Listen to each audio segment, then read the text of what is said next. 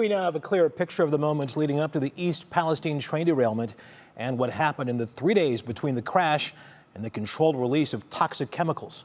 Emma Henderson breaks it down. This was 100% preventable.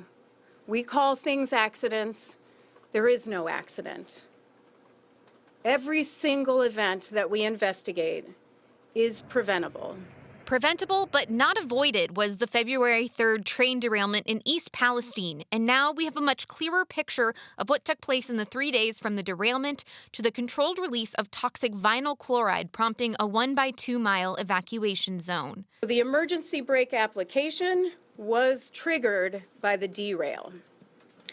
Now, in total, 38 cars derailed, and a fire ensued which damaged an additional 12 cars. We now know the train was 149 rail cars in total, with 20 of the cars placarded for hazardous materials, 11 of which were full.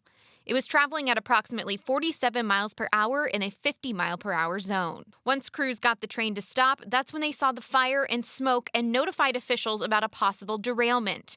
And that's when the first responders arrived on scene. 5 of the train cars were carrying more than 115,000 gallons of the toxic chemical vinyl chloride.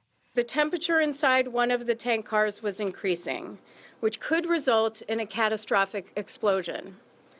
The critical point is 180 degrees, and at the time, one of the cars was reading 140 degrees. By February 5th, the NTSB says first responders had mitigated the fires, and that's when the focus centered on one vinyl chloride car where the temperature continued to rise. And ditches were dug for the controlled venting, leading to that large black plume of smoke that has become symbolic of the derailment.